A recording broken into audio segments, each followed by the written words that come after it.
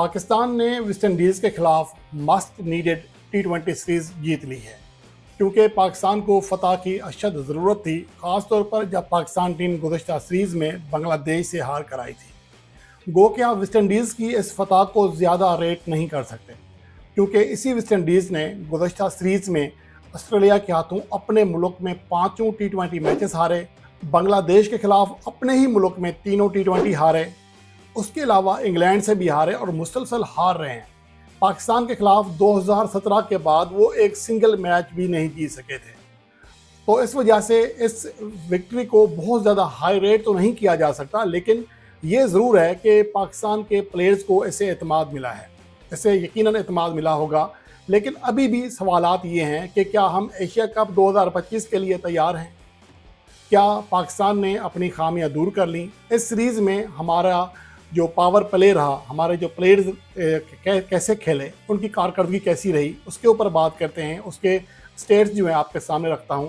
और उसके अलावा इस सीरीज़ में पाकिस्तान और वेस्ट इंडीज़ के जो बैटर्स हैं, बॉलर्स हैं, उनकी मजमूई कारकर्दगी और इनफरादी कारकर्दगी का मुवाजना भी आपके सामने पेश कर रहा हूँ, ताकि आपको अंदाज़ा हो सके कि पाकिस्तान टीम में अभी भी फ्लास मौजूद हैं, कहाँ कहाँ पाकिस्तान को बेहतरी लाने की ज़रूरत है। सबसे पहली बात तो ये है कि अप्रैल 2021 में साउथ अफ्रीका को उनके देश में हराने के बाद हम कभी भी अपने मुल्क से बाहर कोई बड़ी T20 सीरीज़ नहीं जीत सके हैं।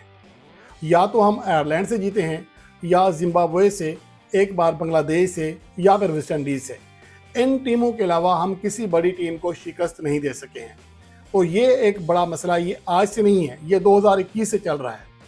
और बाकी जो मेगा इवेंट्स हैं उसमें हम बेहतर इसलिए हुए हैं कि T20 वर्ल्ड कप 2022 का फाइनल खेला, T20 वर्ल्ड कप 2021 के सेमीफाइनल में गए, एशिया कप का फाइनल खेला, न्यूजीलैंड में ट्रायंगुलर सीरीज जो है जीती। लेकिन उसके बाद से हमारी परफॉर्मेंस में मुसलसल गिरावट आ रही है, और इसी वजह से पाकिस्तान के फैंस भी खुश हैं, बहुत ज़्यादा खुश हैं कि हमने अपनी टीम में चेंजिंग्स की हैं। ठीक है, हमें वो रिज़ल्ट नहीं मिल सके हैं, लेकिन अब क्योंकि जब आप हार रहे होते हैं, मुसलसल हार रहे होते हैं, तो हर कोई चेंज चाह रहा होता है। और इसी चेंज के बाद क्या हम उस पोजीशन पर आ खड़े हैं जो कि हमें मतलूबा नतायज चाहिए थे, उसकी बात कर लेते हैं। पहली बात तो यह है कि पावर प्ले, जिसके ऊपर बहुत ज़्यादा डिस्कस की जाती है कि पाकिस्तान पावर प्ले में ख़राब खेल रहा है। अब पावर प्ले में हम पीछे नहीं जाते, सिर्फ इस सीरीज़ की बात करते हैं, उस वेस्ट इंडीज़ की जिसके पास कोई स्पेशलिस्ट बड़ा बॉलर T20 फॉर्मेट का नहीं है। उसके खिलाफ जो सबसे ज़्यादा बेहतर खेले हैं वो हैं शहजादा फरहान, लेकिन जो सबसे बेहतर हैं पावर प्ले में, उनका स्ट्राइक रेट रहा 123, 48% डॉट बॉल खेली, 24 की एवरेज, यानी कि 2 बार आउट हुए, 48 रन करके 3 चौके 3 छक्के लगा सके 3 इनिंग्स में। बाद में ज़रूर लगाए पावर प्ले के बाद, लेकिन पावर प्ले के 6 ओवर्स की बात कर रहा हूँ। सैम अयूब ने 43% डॉट बॉल खेली, लेकिन उनका जो स्ट्राइक रेट है वो 102 है, गेंदों के लगभग बराबर, जो कि बहुत ही ज़्यादा मायूस कुन है। एक बार आउट हुए, 5 चौके लगाने में कामयाब रहे, लेकिन छक्का कोई नहीं लगा सके पावर प्ले में। और फ़खर जमान 115 के स्ट्राइक रेट से खेले, 2 चौके 1 छक्का लगाने में कामयाब रहे, 2 इनिंग्स खेली। मोहम्मद हारिस ने पावर प्ले में 1 इनिंग्स खेली, जिसमें सिर्फ 4 रन किए, 66 उनका स्ट्राइक रेट था।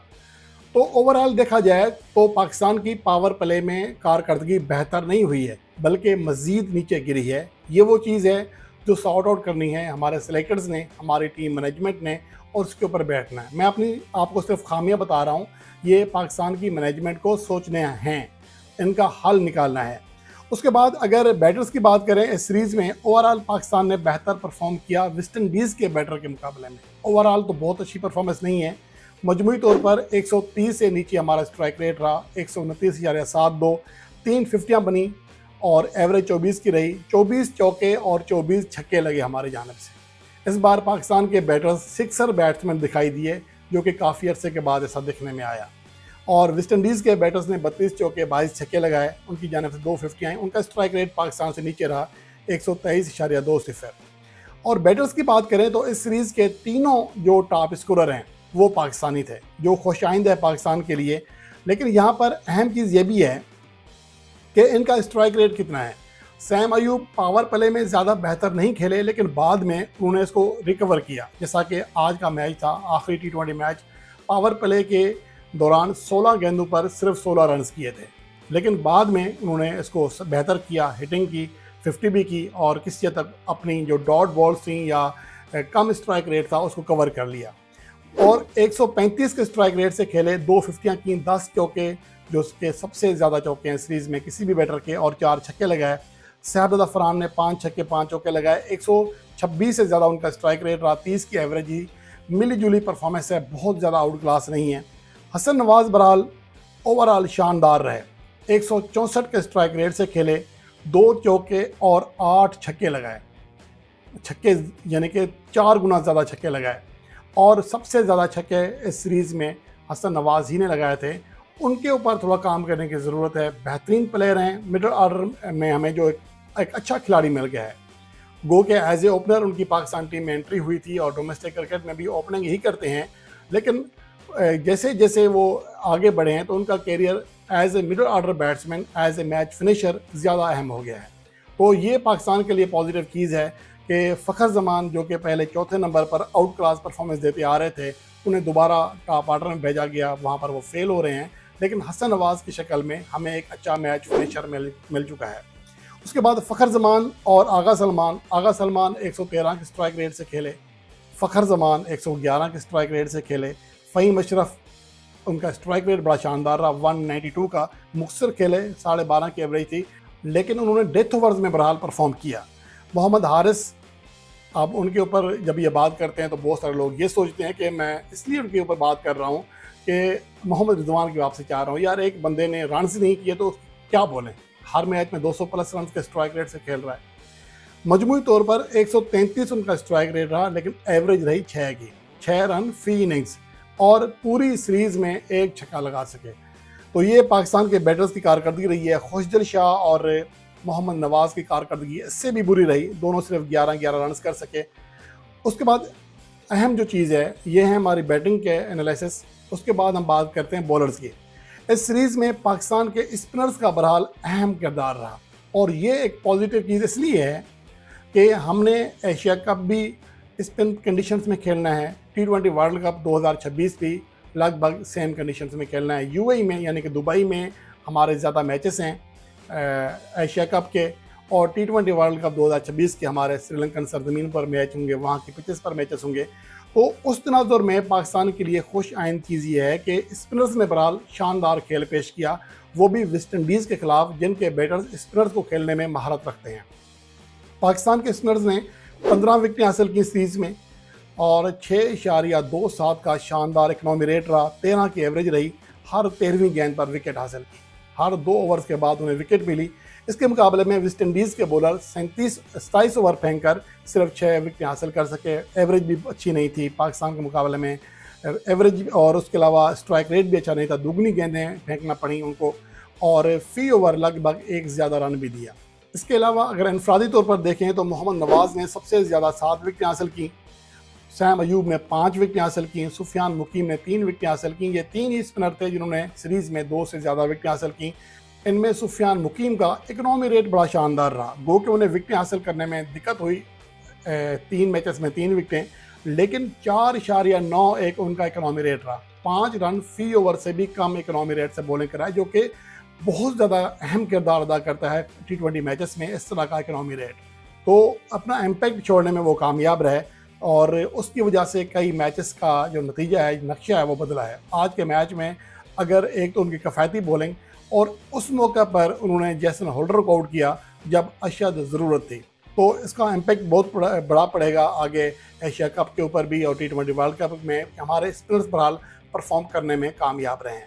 रोस्टन चेस ने, अकील हुसैन ने और गुडाकेश मोती ने 2-2 विकेट हासिल की, बहुत बुरी एवरेज थी उनकी परफॉर्मेंस अच्छी नहीं रही। उसके मुकाबले में फास्ट बॉलर की बात करें तो वेस्ट इंडीज़ के फास्ट बॉलर ने अहम खेल पेश किया, 12 विकेटें हासिल की। पाकिस्तान के फास्ट बॉलर पूरी सीरीज़ में सिर्फ 4 विकेट हासिल कर सके। पाकिस्तान के बॉलर्स की कारकर्दगी अच्छी नहीं रही है, और फी ओवर 9.74 रन दिए, जो कि किसी भी तरह अच्छा इकनॉमी रेट नहीं है। फी विकेट के लिए 40 गेंदें फेंकी, फी विकेट के लिए 65 से ज़्यादा रन दिए। तो पाकिस्तान को अपना पेस अटैक उसको बेहतर करना है, ये बहुत ज़रूरी है। इस सीरीज़ में अगर कारकर्दगी देखें तो जैसन होल्डर ने सबसे ज़्यादा 6 विकेट हासिल की, पेसर में शुमार यूसुफ ने 5 विकेट हासिल की, शाहीन अफरीदी ने 2 विकेट हासिल की, हारिस रऊफ 1 विकेट हासिल कर सके, फ़हीम अशरफ ने 3 मैचेस में, एक में तो खैर बॉलिंग नहीं कराई, उन्हें कोई विकेट नहीं मिल सकी, लेकिन 11 रन फी ओवर के इकनॉमी रेट से रन भी दिए। हारिस रऊफ ने 9.37 के इकनॉमी रेट से रन दिए और हसन अली तो इससे ज़्यादा बुरे पिटे।